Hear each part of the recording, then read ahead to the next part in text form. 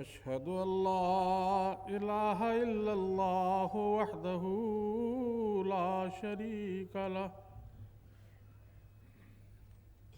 وأشهد أن محمدًا عبده ورسوله أما بعد فأعوذ بالله من الشيطان الرجيم بسم الله الرحمن الرحيم قل يا أهل الكتاب تعالوا إلى كلمة سواء بيننا وبينكم ألا نعبد إلا الله ولا نشرك به شيئا ولا يتخذ بعضنا بعضا أربابا من دون الله فإن تولوا فقولوا اشهدوا بأننا مسلمون۔ سورہ آل عمران آیت نمبر 65۔ کس قدر ظاہر نور اس مبدأ الانوار کا بن رہا ہے سارا عالم آئینہ ابصار کا۔ چاند کو کل دیکھ کر میں سخت بے کل ہو گیا، کیونکہ کچھ تھا نشان اس میں جمال یار کا۔ ہے عجب جلوہ تیری قدرت کا پیارے ہر طرف، جس طرف دیکھیں وہی راہ ہے تیرے دیدار کا۔ قابل احترام صدر اجلاس اور معزز سامعین، خاکسار کی تقریر کا موضوع ہستی باری تعالیٰ، جس کا ذیلی عنوان توحید باری تعالیٰ اور مذاہب عالم ہے۔ سامعین کرام، خدا تعالیٰ نے انسان کو اشرف المخلوقات بنا کر اس کی پیدائش کی غرض وما خلقت الجن والانس الا لیعبدون بیان فرمائی ہے کہ میں نے انسان کے مختلف طبقات کو صرف میری عبادت کرنے اور کامل عبد بننے کے لیے ہی پیدا کیا ہے۔ خدا تعالیٰ کی صحیح معنوں میں عبادت کرنے اور اس کا کامل اور عاجز عبد بننے کے لیے سب سے پہلے اسے پہچاننے اور اس کی ذات اور صفات کا ایک حد تک عرفان حاصل کرنے کی ضرورت ہے۔ اس لیے اس نے خود یہ انتظام فرمایا ہے کہ ہر زمانہ میں اور ہر ملک اور ہر قوم میں وقتاً فوقتاً اپنے مامورین کو بھیج کر اس کا عرفان حاصل کرے اور اس کے ساتھ اپنا تعلق قائم کرے۔ اس سلسلہ میں خدا تعالیٰ فرماتا ہے، یعنی ہم نے ہر ایک قوم میں رسول مبعوث فرمائے جنہوں نے دنیا کو یہی پیغام دیا کہ تم نے صرف خدائے واحد و یگانہ ہی کی عبادت کرنی ہے، کسی اور کی نہیں، اور بتوں سے اجتناب کرنا ہے۔ گویا کہ مختلف خطوں، مختلف زمانوں اور مختلف لوگوں میں مبعوث ہوئے تمام رشی منی اوتار اور پیغمبروں کی مشترک تعلیم توحید پر مبنی تھی۔ غرض ہے کہ توحید ہی تمام مذاہب کی بنیاد اور اس کی تمام تعلیمات کا نچوڑ ہے۔ احباب کرام، سب سے پہلے ہمیں یہ دیکھنا ہے کہ توحید کی کیا تعریف ہے۔ اس زمانہ کے مامور من اللہ اور عارف باللہ حضرت مسیح موعود علیہ السلام توحید کی تعریف کرتے ہوئے فرماتے ہیں، یاد رہے کہ حقیقی توحید جس کا اقرار خدا ہم سے چاہتا ہے اور جس کے اقرار سے نجات وابستہ ہے، یہ ہے کہ خدا تعالیٰ کو اپنے ذات میں ہر ایک شریک سے، خواہ بت ہو، خواہ انسان ہو، خواہ سورج ہو یا چاند ہو، یا اپنا نفس یا اپنی تدبیر اور مکر و فریب ہو، منزہ سمجھنا اور اس کے مقابل پر کوئی قادر تجویز نہ کرنا، کوئی رازق نہ ماننا، کوئی معز و مذل خیال نہ کرنا، کوئی ناصر اور مددگار قرار نہ دینا، اور دوسرے یہ کہ اپنی محبت اسی سے خاص کرنا، اپنی عبادت اسی سے خاص کرنا، اپنا تذلل اسی سے خاص کرنا، اپنی امیدیں اسی سے خاص کرنا، اپنا خوف اسی سے خاص کرنا۔ بس کوئی توحید بغیر ان تین قسم کی تخصیص کے کامل نہیں ہو سکتی۔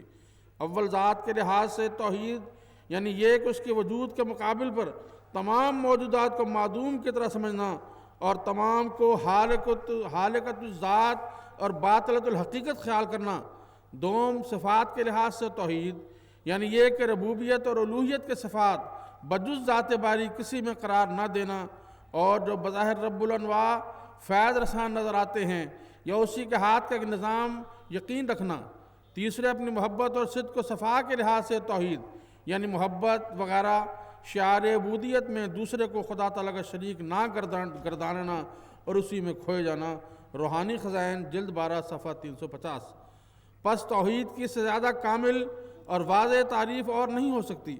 احباب کرام، جب ہم مختلف مذاہب کا مطالعہ کرتے ہیں تو واضح رنگ میں یہی نظر آتا ہے کہ ہر مذہب کی اصل تعلیم توحید پر ہی مبنی ہے، جیسا کہ اللہ تعالیٰ فرماتا ہے وَاسْأَلْ مَنْ أَرْسَلْنَا مِنْ قَبْلِكَ مِنْ رُسُلِنَا أَجَعَلْنَا مِنْ دُونِ الرَّحْمَنِ آلِهَةً يَعْبُدُونَ، سورہ زخرف آیت 46۔ اور ان سے پوچھ جنہیں ہم نے تجھ سے پہلے اپنے رسولوں میں سے بھیجا تھا کہ کیا ہم نے رحمان کے علاوہ کوئی معبود بنائے تھے جن کی عبادت کی جاتی تھی؟ خاکسار وقت کی رعایت کے پیش نظر صرف ہندو مذہب، عیسائیت، سکھ مذہب اور اسلام کی تعلیمات پر روشنی ڈالے گا۔ وباللہ التوفیق۔ ہندو مذہب، میں سب سے پہلے حضرت کرشن جی مہاراج کی تعلیم کی طرف احباب کرام کی توجہ مبذول کرانا چاہتا ہوں۔ حضرت کرشن جی اپنے شاگرد ارجن کے ذریعہ توحید کی یہ تعلیم دیتے ہیں، یعنی ایشور ہی ساری کائنات میں موجود ہے، وہ تمام روحوں کو جسموں میں داخل کر کے سارے سنسار کو اپنی قدرت سے چلاتا ہے۔ ہے ارجن، تو پورے طور پر اسی خدائے واحد کے چرنوں میں اپنے آپ کو سپرد کر، جس کے نتیجہ میں دائمی امن اور شانتی نصیب ہو۔ بھگوت گیتا شلوک 61-62۔ قرآن مجید بھی یہی تعلیم دیتا ہے، فرماتا ہے وَمَنْ يَتَوَكَّلْ عَلَى اللَّهِ فَهُوَ حَسْبُهُ، جو خدا تعالیٰ پر کامل توکل یقین رکھ کر اس کی پناہ میں آ جائے گا، اس کے لیے وہی ذات باری کافی ہے۔ اور فرمایا یا ایتھا النفس المطمئنۃ ارجعی الی ربک راضیۃ مرضیۃ فادخلی فی عبادی وادخلی جنتی، یعنی اے نفس مطمئنہ، تو اپنے رب کی طرف لوٹ آ، اس حال میں کہ تو اسے پسند کرنے والا بھی ہو اور اس کا پسندیدہ بھی۔ پھر تیرا رب تجھے کہتا ہے کہ آ میرے بندوں میں داخل ہو جا اور میری جنت میں داخل ہو جا۔ ایک مشہور شلوک ہے کہ خدا کی ذات ایک ہی ہے لیکن وہ مختلف ناموں سے پکارا جاتا ہے۔ قرآن کریم فرماتا ہے اللہ لا الہ الا ہو لہ الاسماء الحسنی، اللہ اس کے سوا کوئی اور معبود نہیں، اس کے تمام خوبصورت نام ہیں۔ بھگوت گیتا میں خدائے واحد کی وہی صفات درج کی گئی ہیں جن کا ذکر قرآن مجید میں ہے، یعنی خدا انسان کا مقصود حیات ہے، وہ رب ہے، وہ مالک ہے، وہ گواہ ہے، وہی ملجا و ماوا ہے، وہی حقیقی دوست ہے، وہی اول بھی ہے آخر بھی ہے، وہی خزانہ ہے، وہی حی و قیوم ہے۔ گویا کہ گیتا میں مذکور خدا کے تمام اوصاف وہی ہیں جو قرآن مجید میں بیان فرمودہ ہیں۔ شری کرشن جی مہاراج کی طرح شری رام چندر جی مہاراج بھی خدا تعالیٰ کے ایک معمور و مرسل اور آدرش بھارت کو گناہوں سے پاک کرنے کے لیے خدا تعالیٰ کی طرف سے مبعوث شدہ ایک اوتار تھے، لیکن ان کے ماننے والوں نے انہیں بھی کرشن جی کی طرح خدا قرار دے کر ان کی عبادت شروع کر دی، حالانکہ ان دونوں نے کبھی بھی خدا ہونے کا دعویٰ نہیں کیا تھا بلکہ اپنا آپ کو ایک انسان ہی قرار دیا تھا، جیسا کہ حضرت محمد مصطفیٰ صلی اللہ علیہ وسلم بحکم الہی اعلان فرمایا تھا قل انما انا بشر مثلکم، کہ میں تمہاری طرح ایک بشر ہوں۔ شری رام چندر جی مہاراج نے بھی یہی فرمایا تھا، یعنی میں اپنے آپ کو صرف اتنا ہی جانتا ہوں کہ میں محض ایک انسان ہوں اور دشرت کا بیٹا ہوں۔ یدھ کانڈ صفحہ 117۔ نیز شری رام چندر جی مہاراج خود اپنے آپ کو خدائے واحد کی خدمت میں پیش کرتے ہوئے فرماتے ہیں، یعنی سارے عالم کے ملجا و ماوا وحدہ لا شریک خدا کی پناہ میں ہیں، میں اپنے آپ کو پیش کرتا ہوں، یعنی سارے عالم کے ملجا و ماوا وحدہ لا شریک لہو خدا کی پناہ میں ہیں، میں اپنے آپ کو پیش کرتا ہوں۔ میں نے خدا کی خاطر اپنے رشتہ داروں اور مال و دولت کو ترک کر دیا، میری ساری زندگی اور میرا سارا آرام خدا کے سپرد ہے۔ یدھ کانڈ 5 اور 7۔ غرض یہ کہ جس طرح حضرت کرشن جی مہاراج خدا تعالیٰ کے ایک معمور و مرسل اور توحید پرست تھے، اسی طرح حضرت رام چندر جی مہاراج بھی متوکل علی اللہ تھے۔ آپ نے بھی کبھی اپنے آپ کو خدا قرار نہیں دیا تھا بلکہ اپنے آپ کو ایک انسان قرار دے کر اور توحید پرست بن کر اپنے آپ کو خدائے واحد کے سپرد فرما دیا تھا۔ گویا کہ آپ خود کامل انسان تھے۔ یہودی مذہب، احباب کرام، اسی طرح حضرت موسیٰ علیہ السلام پر نازل ہونے والی شرعی کتاب تورات بھی توحید کی تعلیم دیتی ہے، اور آپ کے بعد آنے والے 20ویں انبیاء علیہ السلام نے بھی موسوی تعلیم کو پھیلاتے ہوئے توحید کی تعلیم دی ہے۔ حتیٰ کہ موسوی سلسلہ کے سب سے آخری نبی حضرت عیسیٰ علیہ السلام نے بھی توحید کی تعلیم دی ہے۔ چنانچہ انجیل میں جا بجا وحدانیت کی تعلیم دی گئی ہے۔ صرف چند حوالہ جات آپ کی خدمت پیش ہیں۔ یوحنا کی انجیل میں لکھا ہے، ہمیشہ کی زندگی یہ ہے کہ وہ تجھے خدائے واحد اور برحق کو اور یسوع مسیح کو جس کو تو نے بھیجا ہے پہچانے۔ یوحنا 17 آیت 17، یعنی خدا واحد ہے اور یسوع مسیح خدا کے بھیجے ہوئے ایک رسول تھے۔ نیز بائبل کہتی ہے، سوائے ایک کے اور کوئی خدا نہیں، اگرچہ آسمان اور زمین میں اور بہت سے خدا کہلاتے ہیں، چنانچہ بہترے خدا اور بہترے خداوند ہیں، لیکن ہمارے نزدیک تو ایک ہی خدا ہے۔ گرنتھیون آیت 6۔ اسی طرح لکھا ہے، جس خدا نے دنیا اور اس کے سب چیزوں کو پیدا کیا، وہ آسمان اور زمین کا مالک ہو کر ہاتھ کے بنائے ہوئے مندروں میں نہیں رہتا۔ اعمال آیت 17۔ احباب کرام، حضرت یسوع مسیح کی تعلیم توحید کے خلاف موجودہ عیسائیت میں رائج مشرکانہ عقیدہ تثلیث عیسائیوں نے بعد میں رائج کیا ہے، جس کے ذمہ دار پولوس رسول ہیں، جس نے عیسائیت میں یہ مشرکانہ عقیدہ داخل کر لیا تھا۔ چنانچہ عالمی شہرت یافتہ سائنسدان اسحاق نیوٹن کے بارے میں کہا جاتا ہے کہ پہل وہ ورثہ میں ملنے والے عیسائی عقائد کے پابند تھے، لیکن بعد میں انہوں نے اپنے ایمان کو عقل اور استدلال کی کسوٹی پر پرکھا اور شعوری طور پر سائنسی جائزہ لیا تو تثلیث کے عقیدہ کا بطلان ثابت ہوا، جس کا وہ برملا اظہار کرنے لگے۔ اس وقت اسحاق نیوٹن کیمبرج یونیورسٹی کے College of the Holy and Undivided Trinity کے فیلو منتخب ہوئے تھے، لیکن جب وہ تثلیث کے عقیدہ کے خلاف اپنا نظریہ پیش کرنے لگے تو ان سے مطالبہ کیا گیا کہ یا تو وہ اپنی عقیدہ سے دستبردار ہو جائیں یا پھر اپنے نظریات کو ترک کر کے اپنے راسخ العقیدہ عیسائی ہونے کا حلفیہ اعلان کریں، لیکن انہوں نے کالج کے فیلوشپ کو ترک کرنے کو ترجیح دی، جس کے نتیجہ میں انہیں سالانہ حاصل ہونے والے ایک خطیر وظیفہ سے ہاتھ دھونا پڑا، غرضے کہ موجودہ عیسائیت کا عقیدہ تثلیث کا حضرت یسوع مسیح کی تعلیم توحید کے ساتھ کوئی جوڑ اور ربط نہیں۔ بابا نانک کی توحید کی تعلیم، اس دور میں بابا نانک جی نے بھی یہی تعلیم دی ہے۔ گرو گرنتھ صاحب میں ایک جگہ یوں مرقوم ہے، اول اللہ نور پایا قدرت کے سب بندے، ایک نور تیں سب جگ اپجیا کون پلے کو مندے۔ گرو گرنتھ صاحب یعنی اول خدا تعالیٰ کی ذات ہے اور اس کے نور اور قدرت کے سب بندے ہیں، اور ایک ہی نور سے ساری کائنات مارز وجود میں آئی ہے، لہٰذا کسی کو برا اور کسی کو اچھا کہنا غلط ہے۔ سب سے پیار کرنا خدا سے پیار کرنے کے مترادف ہے۔ قرآن کریم میں بہت ساری جگہوں میں اس مضمون کو مختلف رنگ میں بیان فرمایا گیا ہے، جیسا کہ اللہ فرماتا ہے، اللہ نور السماوات والارض، خدا ہی ہے جو آسمانوں اور زمین کا نور ہے، یعنی ہر جگہ اس واحد گرو یعنی خدائے واحد کا نور جلوہ گر ہے۔ گرو گرنتھ صاحب صفحہ 188 پوڑی محلہ پنجم میں مرقوم ہے، جس کا ترجمہ یوں ہے، جو اپنے واحد گرو یعنی خدا کی عبادت نہیں کرتے، ان کی زندگی کسی کام کی نہیں، وہ اپنی موت آپ مرتے ہیں۔ گرو گرنتھ صاحب میں ایک اور مقام پہ یوں مذکور ہے، اپنے آپ کو قربان کر کے پھر خدا ملتا ہے، اس سے بڑھ کر اور کیا عقل کی بات ہو سکتی ہے۔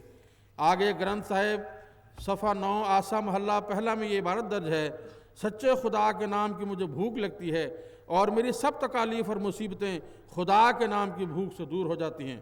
نیز فرمایا، اپنے اندر سے تکبر ختم کرو، پھر خدا کو یاد کرو تو خدا تعالیٰ کے محبوب بن جاؤ گے۔ گرو گرنتھ صاحب آسا محلہ صفحہ 377۔ قرآن مجید کی بھی یہی تعلیم ہے۔ اللہ فرماتا ہے، ان الذین یستکبرون عن عبادتی سیدخلون جہنم داخرین، یعنی وہ لوگ جو ہماری عبادت کے معاملہ میں تکبر سے کام لیتے ہیں اور غفلت برتتے ہیں، وہ ضرور جہنم میں داخل ہوں گے جہاں وہ رسوا ہوں گے۔ سورہ مومن آیت 61۔ حضرت مسیح موعود علیہ السلام فرماتے ہیں، جو خاک میں ملے اسے ملتا ہے آشنا، اے آزمانے والے یہ نسخہ بھی آزما، چھوڑو غرور و کبر، تقوی اسی میں ہے، ہو جاؤ خاک، مرضی مولا اسی میں ہے۔ توحید اور اسلام۔ اب آئیے اسلام کی طرف کہ اس نے کس شاندار رنگ میں خدا تعالیٰ کی کامل اور خالص توحید کو نہایت واضح رنگ میں پیش فرمایا ہے۔ قرآن مجید کی نہایت مختصر مگر نہایت جامع و معنی ایک ہی سورہ اخلاص میں نہایت صفائی اور بڑی جامعیت کے ساتھ توحید کی تعلیم دی گئی ہے۔ فرماتا ہے قل هو اللہ احد اللہ الصمد لم یلد ولم یولد ولم یکن لہ کفوا احد، یعنی تو ساری دنیا میں اعلان کر دے کہ خدا تعالیٰ کی ذات ایسی ہے کہ ہر طرح اپنے وجود میں ایک ہی ہے، نہ وہ کسی کی ابتدائی کڑی ہے نہ آخری، نہ وہ کسی کے مشابہ ہے نہ کوئی اس کا مشابہ۔ اللہ کسی کا محتاج نہیں جبکہ ساری چیزیں اس کی محتاج ہیں، نہ اس نے کسی کو جنا اور نہ اسے کسی نے جنا، یعنی اس کی ذات تناسل اور توالد سے بالکل پاک و منزہ ہے اور اس کا مماثل اور مشابہ بھی کوئی نہیں۔ خدا تعالیٰ کے وحدہ لا شریک ہونے کی ایک زبردست دلیل قرآن شریف نے یہ دی ہے، لَوْ كَانَ فِيهِمَا آلِهَةٌ إِلَّا اللَّهُ لَفَسَدَتَا، سورہ انبیاء آیت 23، یعنی آسمان اور زمین میں اللہ کے سوا اور کوئی معبود ہوتا تو دونوں یعنی آسمان اور زمین نظام کے لحاظ سے بگڑ جاتے۔ اگر دو خدا ہوتے تو متوازی سکیمیں دنیا میں چلتیں، اس کے نتیجے میں دنیا کے ایک حصہ ایک طرف جا رہا ہوتا اور دوسرا حصہ کسی دوسری طرف جا رہا ہوتا، مگر ایسا نہیں ہے۔ سائنس یہ بتاتی ہے کہ ساری دنیا میں ساری کائنات میں ہمیں ایک ہی قانون چلتا ہوا نظر آ رہا ہے۔ نیز خدا تعالیٰ خود گواہی دیتا ہے کہ وہ وحدہ لا شریک ہے، جیسا کہ فرمایا شاہد اللہ انہ لا الہ الا هو والملائکۃ والعلم قائما بالقسط لا الہ الا هو العزیز الحکیم، آل عمران آیت 19، یعنی اللہ انصاف کے مطابق یہی گواہی دیتا ہے کہ اس کے سوا کوئی معبود نہیں، اور فرشتے بھی اور علم والے بھی یہی گواہی دیتے ہیں کہ اس کے سوا کوئی بھی عبادت کا مستحق نہیں، وہ غالب اور حکمت والا ہے۔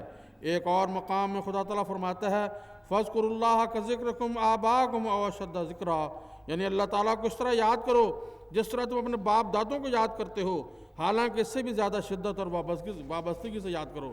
احباب اکرام، یہاں خدا تعالیٰ نے اپنی توحید کے بارے میں ایک فطری تعلیم دی ہے، یعنی دنیا میں کوئی بھی باغیرت اور ہوش مند انسان ایک سے زائد باپوں کی طرف اپنے آپ کو منسوب کرنا پسند نہیں کرتا۔ انسان کی اس فطری غیرت کو اپیل کرتے ہوئے فرمایا کہ جس طرح تم اپنے باپ کے ایک ہونے پر نازاں ہو اور ایک سے زائد باپ کا ہونا تمہاری غیرت کو للکارتا ہے، اسی طرح تم اپنے خالق و مالک ایک خدا کی طرف اپنے آپ کو منسوب کرو۔ خدا تعالیٰ کو ایک ماننے میں ایک عظیم حکمت یہ بھی پنہاں ہے کہ دنیا کے اندر پائیدار اور حقیقی امن پیدا ہو کر تمام باہمی مناقشات اور تنافر ختم ہو جاتے ہیں۔ مثلاً ایک گھر میں بچے آپس میں لڑتے جھگڑتے ہیں، مار پٹائی کرتے ہیں، لیکن باپ کے اچانک وہاں آنے پر سب جھگڑے ختم ہو جاتے ہیں اور سب بچے سہم جاتے ہیں۔ اسی طرح حضرت رسول اکرم صلی اللہ علیہ وسلم نے الخلق و عیال اللہ کا نظریہ پیش فرماتے ہوئے تمام مخلوق خدا کو، خواہ وہ ہندو ہوں یا مسلمان ہوں، بدھ ہوں، سکھ ہوں، عیسائی ہوں یا کوئی اور ہوں، حتیٰ کہ خدا کا انکار کرنے والے دہریہ ہی کیوں نہ ہوں، سب کو خدا کا کنبہ قرار دیا ہے۔ اسی طرح تمام بنی نوع انسان کو ایک ہی کنبہ کے افراد قرار دے کر کسی قسم کی اونچ نیچ، غریبی و امیری، رنگ و نسل، زبان و طبقہ کے امتیاز کے بغیر کسی کو کسی پر کسی قسم کی کوئی فوقیت اور بڑھتی دیے بغیر خدا تعالیٰ کو بمنزلہ باپ قرار دیا جائے، اور دلوں میں یہ یقین کامل پیدا ہو جائے کہ جو بھی حد اعتدال سے آگے بڑھے گا اور ظلم ستم کی راہ اختیار کرے گا، خدائے ذوالجلال اسے ضرور سزا دے گا اور وہ مظلوم کو ظالم سے اس کا حق پورا دلائے گا، تو دنیا میں امن اور شانتی کی آمادگاہ بن جائے گی۔ اسی حکمت کے پیش نظر اسلام تمام اہل مذاہب کو ہر ایک مذہب کی بنیادی تعلیم یعنی توحید باری تعالیٰ کی طرف دعوت دیتے ہوئے فرماتا ہے قل یا اہل الکتاب تعالوا الی کلمۃ سواء بیننا و بینکم الا نعبد الا اللہ ولا نشرک بہ شیئا ولا یتخذ بعضنا بعضا اربابا من دون اللہ فإن تولوا فقولوا اشہدوا بأننا مسلمون، یعنی تو یہ اعلان کر دے کہ اے اہل کتاب، آپ لوگ ایک ایسی بات کی طرف آ جائیں جو ہمارے اور تمہارے درمیان برابر اور قدر مشترک ہے، اور وہ یہ ہے کہ ہم خدائے واحد کے سوا کسی اور کی عبادت نہیں کریں گے اور کسی کو اس کا شریک نہیں ٹھہرائیں گے، اور نہ ہی ہم ایک خدا کو چھوڑ کر آپس میں ایک دوسرے کو ارباب بنائیں گے۔ پھر اگر وہ یعنی اہل کتاب پھر جائیں تو تو ان سے کہہ دے کہ تم گواہ رہو کہ ہم خدا کے فرما بردار ہیں۔ آل عمران آیت 65۔ اس آیت کریمہ میں بڑے ہی لطیف رنگ میں وحدت انسانی کے لیے ایک نقطہ مرکزی کی نشاندہی کی گئی ہے جو تمام مذاہب کے مشترکہ تعلیم پر مشتمل ہے۔ احباب کرام، آج انسانی قلوب میں توحید کے فقدان کی وجہ سے باہمی تعلقات اور رشتہ اخوت بہت بری طرح متاثر ہے۔ آج توحید اور وحدت انسانی کے فقدان کی وجہ سے انسان مذہب اور دھرم کے نام پر، عصبیت اور قومیت کے نام پر نہ صرف باہم دست و گریباں ہیں اور ایک دوسرے کے خون کے پیاسے ہیں، بلکہ گاجر مولی کی طرح کٹ رہے ہیں، اور اس طرح دنیا کے امن کو خطرہ لاحق ہو رہا ہے۔ حقیقت یہ ہے کہ توحید کو قبول کیے بغیر انسانی ذہن کبھی بھی الجھنوں اور پریشانیوں سے نجات نہیں پا سکتا۔ واقعات بتاتے ہیں کہ خدا کی ہستی کو تسلیم کیے بغیر اور اس کے آستانہ میں آئے بغیر کبھی بھی حقیقی امن اور سکون قلب نصیب نہیں ہو سکتا۔ جیسا کہ میں نے بتایا تھا کہ توحید باری تعالیٰ کے ساتھ مساوات انسانی کا گہرا تعلق ہے۔ اس کے متعلق شری کرشن جی مہاراج فرماتے ہیں، یعنی ہے ارجن، جو انسان تمام مخلوق عالم کو بغیر تفریق کے یکساں سمجھتا ہے، ان کا سکھ اپنے سکھ جیسا، ان کا دکھ اپنے دکھ جیسا محسوس کرتا ہے، وہ انسان سب سے اعلیٰ عارف گنا جاتا ہے۔ بھگوت گیتا صفحہ 632۔ حضرت رسول اکرم صلی اللہ علیہ وسلم بھی یہی تعلیم دیتے ہیں، فرماتے ہیں لا یؤمن احدکم حتی یحب لاخیہ ما یحب لنفسہ، یعنی تم میں سے کوئی شخص مومن قرار نہیں دیا جا سکتا جب تک وہ جو کچھ اپنے لیے پسند کرتا ہے وہی اپنے بھائی کے لیے بھی پسند نہیں کرتا۔ احباب کرام، افسوس ہے کہ ہم نے اپنے ہی مذاہب کی ان محبت بھری تعلیمات کو فراموش کیا، اور ہمارے دلوں سے توحید کا نور بجھ جانے کی وجہ سے باہمی رشتہ اخوت سے بھی ہم محروم ہو گئے۔ اس پرآشوب اور نہایت بھیانک اور خطرناک زمانہ میں خدا تعالیٰ نے انسان کو انسانیت سکھانے کے لیے اور توحید باری تعالیٰ اور مساوات انسانی کا سبق دینے کے لیے اپنے مامور و مرسل سیدنا حضرت مسیح موعود علیہ السلام کو مبعوث فرمایا۔ آپ اپنی آمد کی غرض بیان کرتے ہوئے فرماتے ہیں، وہ کام جس کے لیے خدا نے مجھے مامور فرمایا ہے وہ یہ ہے کہ خدا میں اور اس کے مخلوق کے رشتہ میں جو کدورت واقع ہو گئی اس کو دور کر کے محبت اور اخلاص کے تعلق کو دوبارہ قائم کروں، اور سچائی کے اظہار سے مذہبی جنگوں کا خاتمہ کر کے صلح کی بنیاد ڈالوں، اور دینی سچائیاں جو دنیا کی آنکھ سے مخفی ہو گئی ہیں ان کو ظاہر کروں، اور وہ روحانیت جو نفسانی تاریکیوں سے نیچے دب گئی ہے اس کا نمونہ دکھاؤں۔ لیکچر اسلام صفحہ 34۔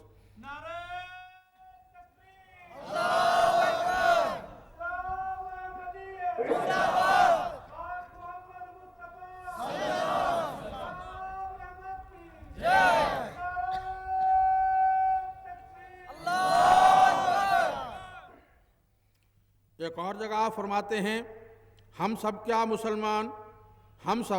کیا مسلمان اور کیا ہندو باوجود سدھا اختلافات کے اس خدا پر ایمان لانے میں شریک ہیں جو دنیا کا خالق اور مالک ہے، اور ایسا ہی ہم سب انسان کے نام میں بھی شراکت رکھتے ہیں، یعنی ہم سب انسان کہلاتے ہیں، اور ایسا ہی بباعث ایک ہی ملک کے باشندہ ہونے کے ایک دوسرے کے پڑوسی ہیں۔ اس لیے ہمارا فرض ہے کہ صفائے سینہ اور نیک نیتی کے ساتھ ایک دوسرے کے رفیق بن جائیں، اور دین و دنیا کی مشکلات میں ایک دوسرے کی ہمدردی کریں، اور ایسی ہمدردی کریں کہ گویا ایک دوسرے کے اعضاء بن جائیں۔ پیغام صلح۔ سامعین کرام، پیار و محبت اور انسانی ہمدردی میں ڈوبی ہوئی اس درد بھری آواز کی طرف کسی نے کان نہیں دھرا، اور لوگ اپنی خود غرضی، سیاسی مفاد اور غلط لیڈرشپ کی وجہ سے سیدھے راستے کو نہیں دیکھ سکے۔ اس کے نتیجہ میں نفرت اور باہم حقارت کے جو کھیت انہوں نے بوئے تھے ان کی فصل کاٹنے کے خود مستحق ہو گئے۔ جب بانی سلسلہ عالی احمدیہ خدائی اذن سے مسیح موعود و مامور من اللہ ہونے کا دعویٰ فرما کر حقیقی توحید کی طرف دنیا کو دعوت دینے لگے تو سب سے پہلے مخالفت مسلمانوں اور ان کے نام نہاد علماء نے شروع کی۔ یہ مخالفت بڑھتی اس نوبت تک پہنچ گئی کہ پاکستان میں احمدیوں کو غیر مسلم قرار دیتے ہوئے ایک آرڈیننس پاس کیا جس کی روح سے جماعت احمدیہ پر کلمہ توحید پڑھنے پر پابندی عائد کی گئی۔ ان کی مسجدوں، گھروں اور دکانوں سے کلمہ توحید مٹانے کی شرمناک مہم شروع کی گئی۔ معصوم احمدی شہید کیے گئے اور یہ سلسلہ اب تک جاری ہے۔ کلمہ توحید کے نام پر سینکڑوں احمدی جیل خانوں میں ڈال دیے گئے اور جھوٹے مقدمات کا سلسلہ بھی اب تک جاری ہے۔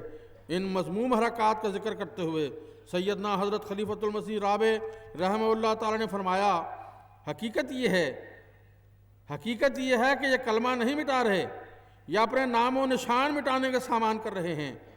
ان کی سیاہیاں احمدی کے دل تک نہیں پہنچ سکتی، جتنا یہ ظاہری کلموں کو مٹائیں گے اتنے ہی زیادہ روشن حروف سے میں احمدیوں کے دل پر کلمہ طیبہ لکھتا چلا جائے گا، اور ہمیشہ کی زندگی احمدیت کو عطا ہوگی۔ دلوں کے کلمہ پر دنیا کے گندہ اور کوتاہ ہاتھ نہیں پہنچ سکتے۔ دلوں کے کلمہ پر دنیا کے گندہ اور کوتاہ ہاتھ نہیں پہنچ سکتے، اور کوئی بھی ایسے اسے مٹانے کی طاقت نہیں رکھتا۔ خطبہ جمعہ فرمودہ 9 نومبر سن 1984۔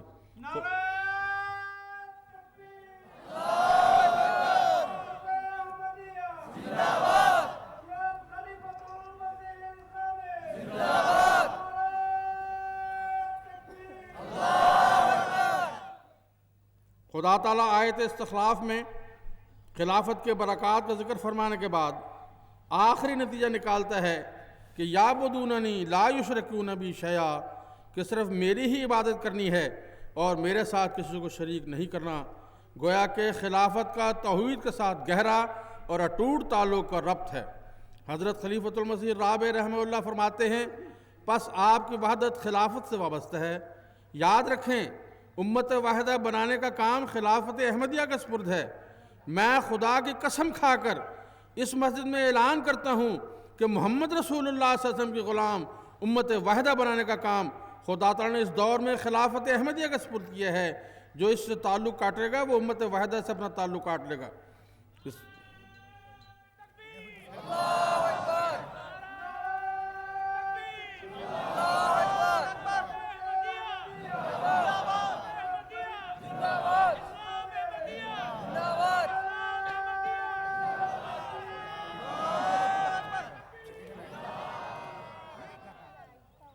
حضور فرماتے ہیں، امت واحدہ بنانے کا کام خدا تعالیٰ نے اس دور میں خلافت احمدیہ کا سپرد کیا ہے۔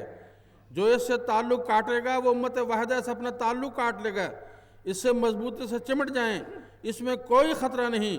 اس وفا کے اندر آپ کی خدا سے وفا ہے، حضرت رسول کریم صلی اللہ علیہ وسلم سے وفا ہے، حضرت مسیح موعود علیہ السلام سے وفا ہے۔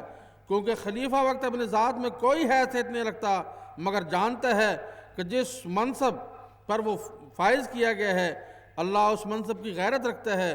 اور اس مضمون کو سمجھ کر حضرت مسیح موعود علیہ السلام کے ایک فارسی شعر کا مزید عرفان اس کو حاصل ہوتا ہے، جس کا ترجمہ یہ ہے کہ یعنی اے بے وقوف جو شاخ پر تبر لے کر حملہ آور ہو رہا ہے، جان لے کہ یہ میری شاخ ہے۔ پس خلافت احمدیہ وہ شاخ مثمر ہے جس کو خدا تعالیٰ نے توحید کے پھل لگانے کے لیے دنیا میں دوبارہ سرسبز و شاداب کر کے قائم کیا ہے۔ اس پر آپ بری نیت سے حملہ کریں گے، اس پر آپ بدظنی سے کام لیں گے تو اپنے آپ کو ہلاک کریں گے، کیونکہ خدا جو اس کی پشت پناہی پر کھڑا ہے وہ کبھی برداشت نہیں کرے گا کہ خلافت کو دنیا سے مٹنے دے، یہاں تک کہ وہ ثابت کرے کہ دنیا میں صرف ایک ہی دین ہو جو دین اسلام ہے، توحید ساری دنیا میں پھیل جائے اور محمد آخری دائمی نبی کے طور پر تمام دنیا کو قبول ہو جائے۔ خدا کرے کہ ایسا ہی ہو۔ سیدنا حضرت مسیح موعود علیہ السلام فرماتے ہیں، خدا امن کا بخشنے والا، اپنے اندر کمالات اور توحید پر دلائل کرنے والا ہے۔ اس بات کی طرف اشارہ ہے کہ سچے خدا پر ایمان لانے والا کسی مجلس میں شرمندہ نہیں ہو سکتا اور نہ خدا کے سامنے شرمندہ ہوگا، کیونکہ اس کے پاس زبردست دلائل ہوتے ہیں۔ لیکن بناوٹی خدا ماننے والا بڑی مصیبت میں ہوتا ہے۔ وہ بجائے دلائل بیان کرنے کے ہر ایک بیہودہ بات کو راز میں داخل کرتا ہے تا ہنسی نہ ہو، اور ثابت شدہ غلطیوں کو چھپانا چاہتا ہے۔ اسلامی اصول کی فلسفی، روحانی خزائن، جلد 10 صفحہ 375۔ یہ اقتباس پیش کرتے ہوئے سیدنا حضرت امیر المومنین خلیفۃ المسیح الخامس ایدہ اللہ تعالیٰ بنصر بیان فرماتے ہیں، پس یہ ہے امن بخشنے والا خدا۔ فرماتے ہیں پس یہ ہے امن بخشنے والا خدا جس پر ایمان کی مضبوطی اسے ہر مخالف کے مقابلے پر جرأت دلاتی ہے۔ ایمان دیکھنا ہے تو آج احمدیوں میں دیکھیں، اور کلمہ توحید کو اپنے سینے سے اترنے نہیں دیا، اور اس وقت جیلیں بھر دیں۔ مردوں، عورتوں اور بچوں نے ایمان کی خاطر اپنی جانوں کے نذرانے پیش کر دیے۔ اس لیے اللہ تعالیٰ نے انہیں اس دنیا میں طمانینۃ قلب عطا فرمائی تھی، اور اپنے وعدے کے مطابق ان کو ہمیشہ خوف سے امن کی حالت میں بدلنے کے نظارے دکھائے تھے، اور اس بات نے ان کے ایمانوں کو مزید مضبوطی بخشی کہ جس خدا نے یہاں وعدے پورے کیے ہیں اگلے جہاں میں بھی انشاءاللہ تعالیٰ اپنے وعدے پورے کرے گا۔ آخر میں سیدنا حضرت مسیح موعود علیہ السلام کی ایک منادی سنا کر اپنے تقریر ختم کرتا ہوں۔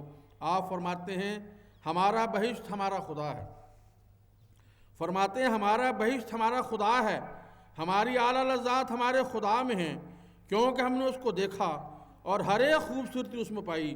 یہ دولت لینے کے لائق ہے اگرچہ جان دینے سے ملے، یہ لال خریدنے کے لائق ہے اگرچہ تمام وجود کھونے سے حاصل ہو۔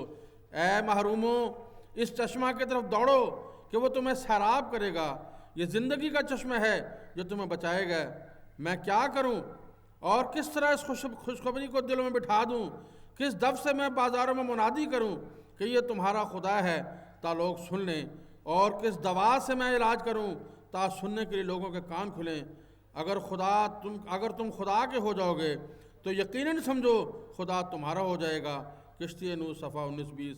اللہ تعالیٰ دنیا کو اس زمانہ کے مامون من اللہ کی اس درد بھری پکار کو سننے کی توفیق عطا فرمائے تاکہ دنیا میں دائمی امن اور سکون قائم ہو۔ آمین برحمت کا یا ارحم الراحمین۔ وآخر دعوانا الحمدللہ رب العالمین۔